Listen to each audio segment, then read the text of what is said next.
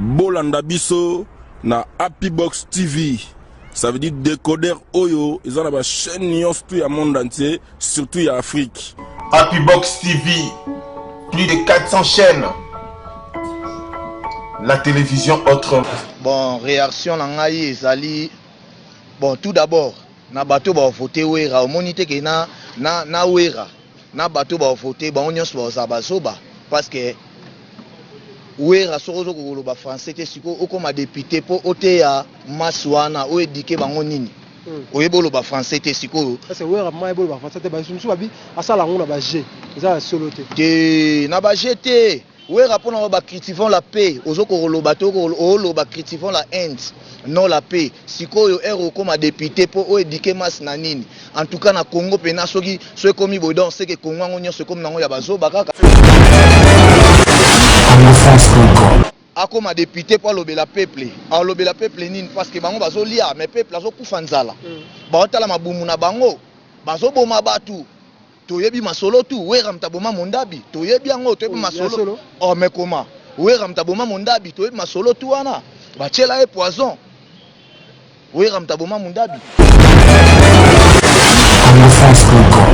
Merci beaucoup, chers amis fidèles téléspectateurs de la 3wcongofrance.com. Merci toujours parce que vous êtes nombreux en train de nous suivre à travers le monde. C'est déjà votre émission Showtime avec votre MB serviteur Yannick Wenge Moto Oyatonda Kibonza. Chers amis fidèles téléspectateurs, merci d'avoir choisi Congo France pour vous informer. Ça, c'est votre émission avec votre MB serviteur Yannick Wenge Maboko Bonzambe. Alors, la cadre émission autobeta masolo par rapport à Mamelika na Congo, tout le monde a sabilo ba information, tout le monde to informer bilo na ba combattant ya makasi au bazalaka na mboka on a combattant makasi malboso na mbaete au deuxième fois na mbaga to beta masolo tout seulement analyse par rapport à Warrenson, l'artiste et musicien congolais a postulé lokola député national ya mboka biso pe aza ko postuler aza na mouvement ya Kabila to le bango na ensemble na émission biso pe to beta masolo ya Kabila alinga la lisusu président a postulé comme président de Soussou na décembre le 23 décembre 2018 on a combattu moto betane masolo. Bonjour papa. Bonjour papa. Na bato bandero so ba tala yo siko ko se présenter comme on a niveau de tout ko zoyo place ba combattre ba ça tout zo sala mo misala na mais combattre pe sala mais to zo ko interview boni makambo. Makambo kitoko. Na makambo kitoko. Makambo kitoko na sula ba tout ba tala. Kombo na ngam Kilmombebi Congo yebi Trésor Zamba les grands gardiens. Donc Congo Mombebi moi la veille Ingeta. Merci beaucoup Trésor Zamba.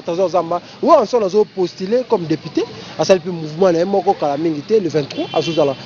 On postulé comme député invité réaction ezani ko na mboka musu to mona ba ministre pe musu ba postulé ba ministre musu ba ministre ba député ba gouverneur loko na Congo pe ta Rocheo ta boula arrivé pour vice gouverneur on y pe à Landi invité réaction là ezani. Bon, réaction nangai ezali. Bon, tout d'abord, na bato ba voter wera, monité que na wera. Na bato ba voter ba onyos ba zabazoba parce que wera sorozo ko ba français te siko okoma député po oteya maswana o édiquer bango nini. Oyebolo ba français te siko. Parce que wera mai bolo ba français te ba sumsu babi asala ngona ba G. Eza solo te. Te na ba GT. Wera pona ba critiquons la paix, ozoko loba to lo ba critiquons la haine. Non la paix. Sikoyo ero comme député pour o édiquer mas nanini. En tout cas na Congo pena soki so komi bodon c'est que Congo ngonyo se comme nango ya bazo bakaka so ba voter wera. Vous comprendre? Pour mutulora wera o azoloba il y a un match Chantal ici. Yebisanga. Siko o comme député, siko oko édiquer mas nanini. Bato ba voter pe donc faut ba la ka bazoba. Oh ben quand même ba musicien ba sepeli moi ba tuna pe na Kinshasa wana ba sepeli makasi wera comme député alobela peuple na parler du peuple. Wera o lobela ba musicien ba sepela wera comme député na sens nini parce que tout d'abord tous en allant na moi politique muke wera aza mutu ya Kabila alobaka na bato bo voter Kabila sikoyo akoma député pour lobela peuple nini parce que bango bazo lia mais peuple azo kufa nzala ba otala mabumu na bango bazo boma batu toyebi masolo tu wera mtaboma mondabi toyebi yango toyebi masolo oh mais comment wera mtaboma mondabi toyebi masolo tu wana bachela e poison wera mtaboma mondabi na bato ba kufa pe na Congo ba politique alors ba wera pe ba contribuer pe na ba liwa ba tebele. Oh mais wera Kabila comment ko utiliser wera na mutu onani frère Patrice comment ko utiliser bango ba olesa ba poison mikolo na Congo. Ah bon? Oh toi masolo tout. Bo biso kitasu ba Congo te ponani. Poso na kiti na Congo ba kanga na aéroport mo na kiti ate fona vanda kaka. To la pose moto kinda ba mboka na mso me moto ki mboka na mso yate. Pona ba batlora ba wera wana ba miyibi ba sorcier. Baza ba sorcier nde baza wana. Tant que Congolais conseil ne repesa wa ensemble sur ta losiko na idée ya zwa ki ya ko postuler comme député conseil ne repesa ina micho. Wera ndenga za wana ana conseil o ngana repesa ete parce que ndenga za wana lokola déjà mwana o balesi kindoki. Alors mwana o balesi kindoki. Donc ata bali balongola kindoki wana ya la pasi po longwa. Donc wera de ande salie kindoki wana eza pasi po kindoki longwa. Donc na laisser kindoki. Kabila sa laisser kindoki. Kabila sa laisser kindoki. Donc kindoki wana pona longwa eza pasi komika mamba nzambe. Faut ba meme na l'église pour kindoki longwa. Donc baza ba tiwer munene batlokola ba wera ba frère Patrice banane. Ba chela ba poison mikolo bango wana. Tu es ma solo tout. Merci beaucoup, chers amis fidèles téléspectateurs. Comprenez vraiment, c'est la menace de cette émission, mais les propos n'engagent que son auteur. Comprenez, pour combattre un mot, il ça m'a fait, ma casse, en tout cas, faut piquer. Ma carte de ce genre, on a une biso et un combattant, on a évité de Kabila à l'annoncer du sous. Après, quand il y a Fatou, na Kinshasa, Kabila a annoncé qu'il y a Zala, l'élection, où il a postulé comme président. On a évité réaction. Kabila azotamula na liwa na nzoto ndenga za wana. Azotamula na liwa na nzoto po anya zo ya su jobu te. Po anya zo ya Afrique du Sud te po ayebi to landake partout même kolo to kozwaye. Azotamula na liwa na nzoto. Abo maka peuple congolais makile tangaka chaque jour. Makambo unanga oloba te po pesa ngakanda. Abo maka peuple congolais ndenga zo bomaka bango chaque jour. Un jour to sila na kana e mbongo ayibi na mabele na biso. Et kende Rwanda te ke Tanzanie te etikala na Congo. Ndenga za wana akufa kala mingi te.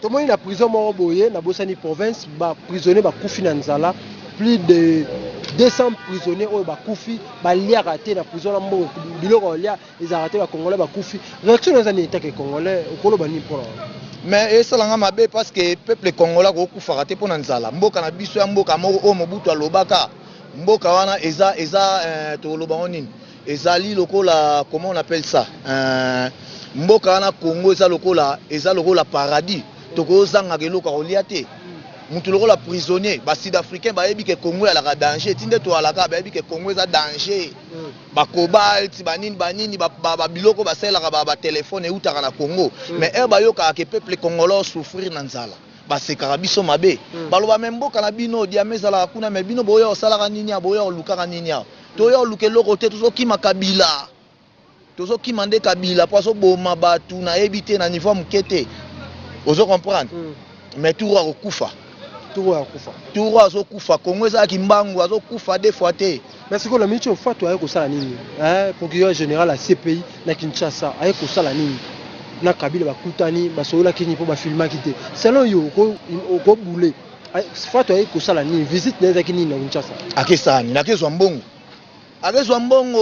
tous ces gens là baza miyibi akezwa mbongo na ye na Congo akei c'est fini Kabila ndenga za na okufa ka wana na kata pouvoir ba oboma ye Kabila okepa imota okufa élection pe ozana na décembre élection eza nango te Kabila okufa bati kokosaka biso na ba jeune na bango wana o Moïse Katumbi o nani bati ka Congo wana eza ya Nzambe o tozo luka makila peuple congolais akosuka na kufa kimbombi kokanga ye akosuka na kufa parce que ko boloba nini mpona ndenge Moïse Katumbi akendaki pesu na Rwanda kokutana face à face na Kagame boye na bité bangina kokutanela nini réaction bangina kokutanela nini tout le monde trahir Congo mourra alors nani qui encore mutu woto loba nani Moïse Katumbi soka kende na Rwanda est-ce que ezali kambo kamo ezali kambo kamo te parce que Moïse Katumbi ndenga zana mwasi na la soki rwandais soki burundais est-ce que soka ke na Rwanda na famille ya ba mwasi na ye est-ce que likambo kamo yango wana likambo to kamo yango wana te et ape mba liboso te parce que Moïse Katumbi aza né rwandais aza soki étranger soki aza congolais ti adiembela nde na sima grand frère na ye qui encore Katebe Katoto. Moïse maman aza zambienne, papa na aza juif. Vous comprenez? Tu peux masolo tout pour na nini kaka boyelaka biso étranger na mboka wana Congo. Pour na nika boyela biso étranger na mboka wana Congo. Mais oza o délige o Mobutu alobaki yango to komomona. Délige o Mobutu alobaka na biso yango to komomona. Mais soki ezalaka boye bate belé ba bimate na kata Congo ba kufelaka na kata Congo. Ba ozala pena en otage ba ozanga même esika okima parce que mukilese la muki hein. Mukilese la muki. Bokimela wapi? Batu wana nyonso bakabila ba soki banani soki bobenga nani? Oh nani soki nani Mende ba Zakari ba Babasu bango tous ce sont des collabos bokimela wapi? Mabezoya bokimela wapi? C'est qu'on alliance oyo Félix Tshisekedi na Moïse Bote Kosala alliance mo bango balu alliance on yo mona ki on ndeni. Ce sont des collabos. Na ba Félix. Ce sont des collabos. Vous comprenez? Ce sont des collabos. Bango nyonso na ba Félix baka ba collabo pona nini na bengi ba collabo. Moïse Katumbi aza pion ya Kabila. Mais les seuls mutuebi que Moïse Katumbi aza pion ya Kabila ezana ni Félix mais bazo sangala ba mi balozo mona te ba sa biso baje o esito yebi yango kala bat ba kufi trop ba sera Mobutu likola ba marche o Tshisekedi alobi bo bat ba bima bat ba bima ba kufi on ba zonga banda kuna mama bumo zo vimba ba liaka ba mbongo to yebi masolo tu ba masolo e bandi lelo te e bandi kala ba désordre to salami to yebi yango déjà tanga Mobutu yango so e bandi su ba bandi su ko mema yango ba jango yango les mêmes baje ba eli biso baje anani qui encore ya muto aza na CPI nani Bemba zo futa ba masumu azo futa ba masumu oyo soki ba nani mutu mwana kabeya ya Tshisekedi a continuer ye pour futa masumu la sage balba pa koler mafuta na munoko akeba les vrais conseils soka lingi peuple congolais alingaye atika Moïse Katumbi c'est un rwandais c'est un touti. Vous comprenez? C'est un juif, c'est un italien. Azana ba nationalité tout wana zape sous zambien. Vous comprenez? Soka linga tambula bien peuple congolais lingaye akangama na Moïse Katumbi te. Moïse Katumbi ayaki na Congo pona koyiba. Ba pona ko distro Congo. Vous comprenez? Po mutu na pesi un exemple moi mke mutu aye po comme présent na kata Congo. Vous comprenez? Mais aye na Congo, au lieu d'investir na Congo, akesala ba compagnie sala enika ba fufu na Zambie. Vous comprenez? Au lieu ko distro to au lieu ko kotonga. Vous comprenez? Mutu alingi mboka na ye asala ba compagnie na kata mboka na ye po bana mboka bazwa misala. Ye azu ba compagnie na ye akecha na Zambie. Po na ni achaka na kisha na Congo te akena na Zambie. Omoni ka ye ko yiba. Sont des voleurs batouana nyoswana bambongo azu ane belebele wana azu ayibe ngona mboka na biso to bambongo yalo ba Moïse baza nango biza bambongo ayiba na Congo kompe Congo omoni bon batu moko na bakabila wana bon batika ke pa yiba na ya yibi na ye ayibi. Voilà. Merci beaucoup, chers amis fidèles téléspectateurs. Merci beaucoup de vous avoir toujours branché au Talara. Bisso, comprenez, c'est votre émission. C'est émission à Bisso. C'est une émission de divertissement. Tout le monde solo. Na kitiawa na base ya combattant na zabma parce ba combattant bazalara bazay belé na ko na ba beta masolo par rapport ya maramamboka. L'homme sengo tu zala awa lobby na habité ça qui messe moko ya impact na idéologie awa na habité les sons nous ont qui par rapport à message Laurent Mosengo appelle ça. Laurent Mosengo lobby na biso boboto bondeko. To linga na biso peuple congolais, to linga na te za la passe. Peuple congolais faut to ala na bomoko, to ala uni, so to za unité Congo et que bongate donc faut to linga na to za bomoko. Eloko lobby na biso yango wana o ngala kangaki na messe. Na sepelaki nango boboto bondeko. Merci beaucoup. Message na batu tout bato ta la émission na biso pour comme la souka déjà. Message za nini o kopesa na ba congolais nyoso bato la biso monde entier. Ba congolais na lobby o ya voter penza soki wera na bino wana a mitalier. Ba je kututé to lo bana ma solo. Ba jete wera na ndenga za wana aza il est très bourrique. Ayebi même pas ko exprimer français. Sikoyo bozwa boko mise cadre ya mboka po a aider masse na éducation nini mutu boli bozwa bokomise soki gouverneur soki nani esimba te kanda mingi nde na oloba méchant mabe boyebi leki asele zino soki boyebaka asele zino na mikili ngaleki na ye donc maseki kutu te maseki te mec d'ici na peso moto ouais maseki kutu te leki asele zino leki anikens bayaka donc maseki kutu te donc méchant oyo otya libaya o répondre na émission na lobby na otake esko na ndenga bien. Vous reprenez un numéro dans le téléphone, ou alors pour ça, 078 56 90 681. 078, Mamela 078 56 90 681. Moi, quelques mots, tu l'as battu, reprenez ça.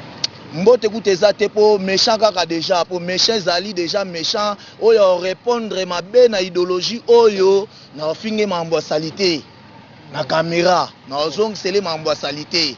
Donc deux fois te pona Congo wana donc tobeba na mabe toza pe na babatu na biso ba pion na biso pe ba grand ba combattant na kata ya Congo o ezaki soko meki to tindie pa na bino pe mabe pe yepe mabe ye. Merci beaucoup chers amis fidèles téléspectateurs de la 3W-CongoFrance.com. Nous sommes arrivés à la fin de cette émission. C'était pour moi un grand plaisir de recevoir pour vous ba combattant la mboka la kitaki pour la bozo bino ba soda par la mboka ba bi combattant ba ba sumi te mikolo ba bi ka pour la Congo bakosieta pour la mboka na Congo tous les combattants le babongo. En tout cas merci beaucoup le boss José Didi Pumba, merci beaucoup na maman Hortense na Londres, merci beaucoup maman Adèle Yomo na pesi mbote na énorme, merci beaucoup à tout le monde les immigrés de Djobou Impact na mboko net na film, merci beaucoup à la présidente Jeanne Senghor, merci beaucoup à tout le monde qui a suivi cette émission. C'était votre émission Showtime avec votre humble serviteur Yannick Wenge. D'ici là, portez-vous bien avec l'espoir de vous retrouver au prochain numéro. Ciao.